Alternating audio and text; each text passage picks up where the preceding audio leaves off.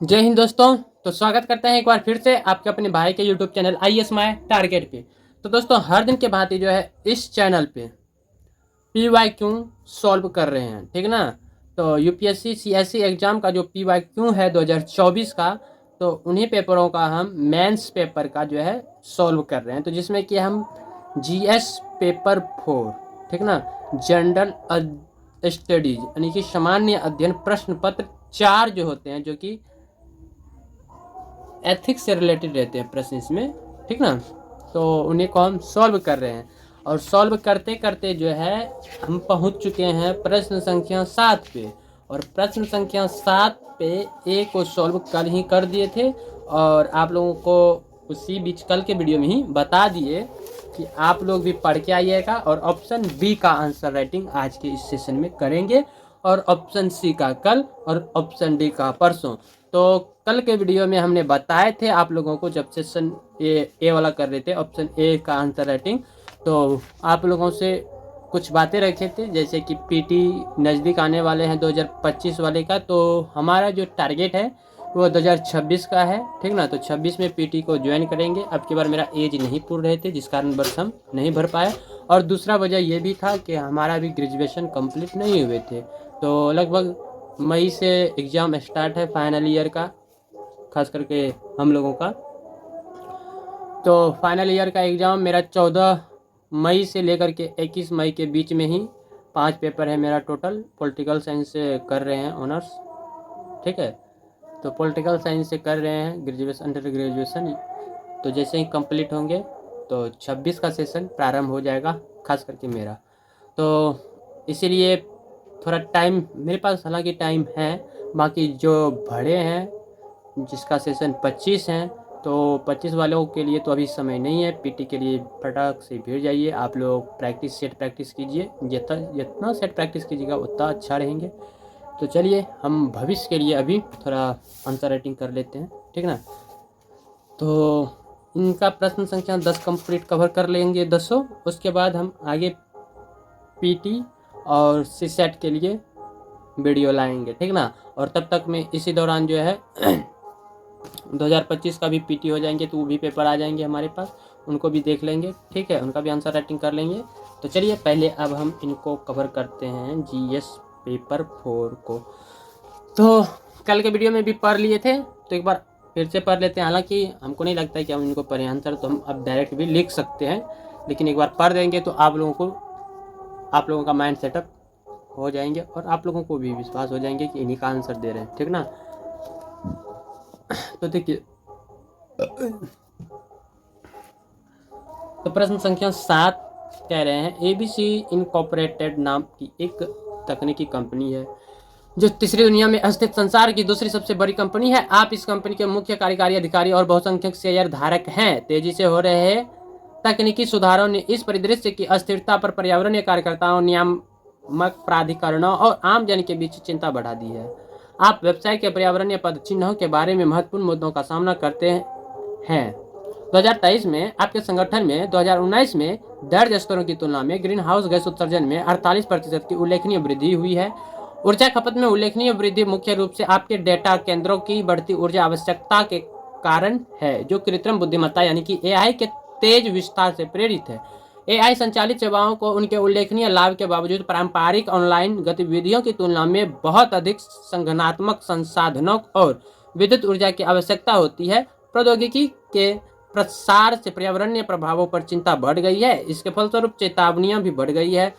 AI module विशेष रूप से व्यापक मशीन लर्निंग और डेटा प्रोसेसिंग के उपयोग किए जाने वाले पारंपरिक कंप्यूटर कार्यों की तुलना में बहुत अधिक ऊर्जा खपत करते हैं, जिसमें अत्यधिक तेजी से वृद्धि होती है। यद्यपि 2030 तक नेट जीरो उत्सर्जन हासिल करने की प्रतिबद्धता और लक्ष्य पहले से ही है, उत्सर्जन कम करने की चुनौती भारी लगती है क्योंकि AI का एकीकरण जारी है। इस लक्ष्य को प्राप्त करने के लिए नवीकरणीय ऊर्जा के उपयोग में पर्याप्त निवेश आवश्यक है। प्रौद्योगिकी क्षेत्र के प्रतिस्पर्धी माहौल से कठिनाइयां और बढ़ गई है, जहां बाजार की स्थिति और शेयर धारक के मूल्य को बनाए रखने के लिए तेजी से नवाचार आवश्यक है। नवाचार, लाभप्रदता और धारणीयता के बीच संतुलन हासिल करने के लिए एक रणनीतिक कदम आवश्यक है जो व्यावसायिक उद्देश्यों और नैतिक दायित्व दोनों के अनुरूप हो।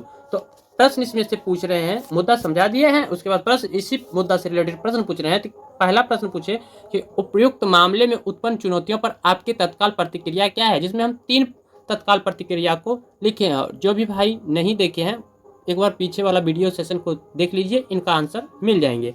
आज हम आंसर राइटिंग करेंगे बी का। तो आंसर राइटिंग बी में देखिए क्या कह रहे हैं, उपयुक्त मामले में शामिल नैतिक मुद्दों पर चर्चा करना है। इसमें भी हम लगभग 5 मुद्दा रखेंगे, ठीक ना। ये जो आप पढ़िएगा तो इसमें 5 मुद्दा के बारे में जानकारी मिल जाएंगे, जिसमें कि हम पहला मुद्दा रखने का प्रयास करेंगे पर्यावरणीय उत्तरदायित्व का। उसके बाद दूसरा जो मुद्दा है इसमें, यहाँ से लेकर यहाँ तक पढ़िएगा, तो दूसरा मुद्दा जो है उसमें हम रखेंगे अस्थायी विकास का, ठीक ना। अस्थायी विकास बना त्वरित मुनाफा, ठीक है। और तीसरा रख देंगे इसमें भविष्य की पीढ़ियों के अधिकार, ठीक ना। उसके बाद चौथा, पांचवा, इस तरह से हम 5 अधिकार को लिखेंगे, ठीक है।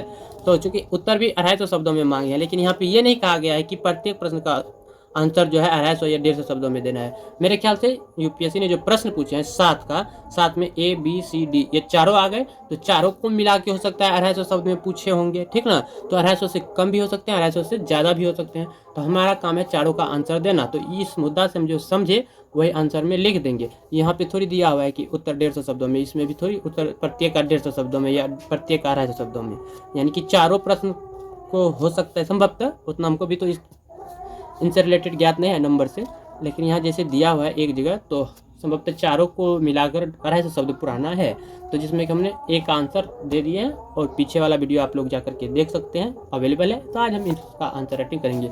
तो यही प्रश्न हम यहाँ पे लिख दिए हैं, देखिए कॉपी में देखिए यहाँ पे हमने लिख दिए हैं, उपयुक्त मामलों में शामिल नैतिक मुद्दों पर चर्चा कीजिए। क्वेश्चन 7 का बी है, ठीक है, क्वेश्चन 7 का बी। तो अब इनको साइड कर देते हैं, ताकि हम इनको बहुत बार पढ़ लिए हैं और माइंडे में आ गए हैं, इसलिए अभी पूरा फास्ट में पढ़ के आप लोगों के बीच सुना दिए, ठीक ना। अब हम प्रयास करते हैं आंसर राइटिंग लिखने का। ज़्यादातर आप लोगों का समय नहीं लेंगे, क्योंकि बैकग्राउंड में भी देख सकते हैं कितना, कभी कीर्तन तो कभी ये तो कभी वो, फलना चिन्ना, बहुत रंग के वॉइस आते ही रहते हैं, ठीक है ना। तो चलिए इसमें हम 5 मुद्दा को रख देते हैं, और 5 मुद्दा देखिए कितना देर के होते हैं, लगभग 8 मिनट का वीडियो हो गए।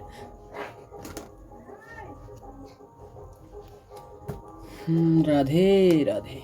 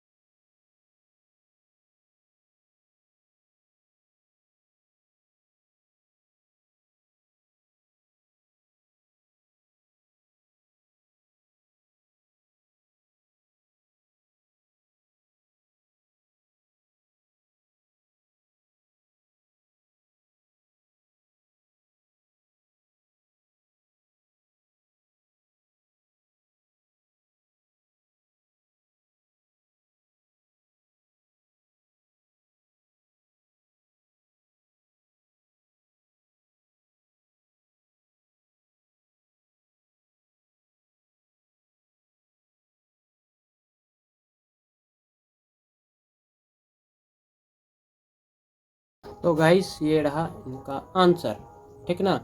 तो आज हम क्वेश्चन संख्या 7 का बी का आंसर दिए, और कल हम दिए थे क्वेश्चन संख्या 7 का ए का आंसर। तो देखिए क्वेश्चन संख्या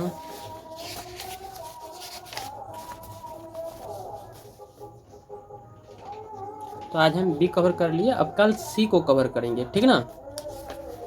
तो सी को कवर करेंगे, इससे पहले अब आप लोग अपना आंसर जो लिखे हैं उनको कमेंट कर दीजिए, ठीक है।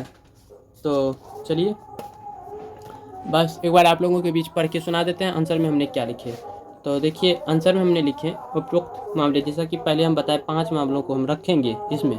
तो उपरोक्त मामले में उत्पन्न चुनौतियों पर आपकी तत्काल प्रतिक्रिया क्या है। तो उक्त स्थिति में, सॉरी ये तो ए नंबर का हम क्वेश्चन पढ़ रहे थे, यहाँ बी में देखिए उपरोक्त मामले में शामिल नैतिक मुद्दों पर चर्चा कीजिए। तो आंसर में हम लिखे हैं इस केस में कई नैतिक मुद्दे उभरते हैं। पहला लिखे हैं पर्यावरणीय उत्तरदायित्व, दूसरा अस्थायी विकास बनाम त्वरित मुनाफा, और तीसरा भविष्य की पीढ़ियों के अधिकार, और चौथा लिखे हैं जवाबदेही और पारदर्शिता, और पांचवा लिखे हैं सामाजिक असमानता। ठीक ना। तो इन नैतिक पक्षों को ध्यान में रखते हुए ही तकनीकी नवाचारों को आगे बढ़ाना उचित होगा। ठीक है ना। तो अब इसमें थोड़ा थोड़ा शब्द भी लिख दिए, तो चलिए थोड़ा फास्ट से हम पढ़ के सुना देते हैं, उसके बाद वीडियो को करते हैं खत्म, काहे कि ज़्यादा लंबा नहीं करना है। तो देखिए पर्यावरणीय उत्तरदायित्व में लिखे हैं कंपनी के लाभ के लिए पर्यावरणीय को क्षति पहुंचाना नैतिक रूप से अनुचित है। अस्थायी विकास बनाम त्वरित मुनाफा में लिखे हैं क्या हम एआई का विस्तार इस हद तक कर सकते हैं कि उसका पर्यावरणीय मूल्य बहुत अधिक हो जाए। और तीसरा लिखे भविष्य की पीढ़ियों के अधिकार में कि अत्यधिक ऊर्जा खपत व उत्सर्जन उनके जीवन को खतरे में डाल सकता है। और चौथा में लिखे हैं जवाबदेही और पारदर्शिता के अंदर जो लिखे हैं उसमें लिखे हैं कि सीईओ के रूप में मेरा कर्तव्य है कि मैं लोगों को कंपनी के कदमों के प्रति ईमानदारी से सूचित करूं। ठीक ना। और पांचवा लिखे सामाजिक असमानता में अत्यधिक ऊर्जा खपत गरीब देशों के संसाधनों पर अधिक भार डालती है, जिससे वैश्विक असंतुलन बढ़ता है। इन नैतिक पक्षों को ध्यान में रखते हुए ही तकनीकी नवाचार को आगे बढ़ाना उचित होगा। तो चलिए ये था आज का आंसर, बाकी आप लोग कमेंट करके बताइएगा आज का आंसर राइटिंग का सेशन कैसा रहा। बाकी मिलते हैं अगले वीडियो में। Bye bye, love you bye, good night.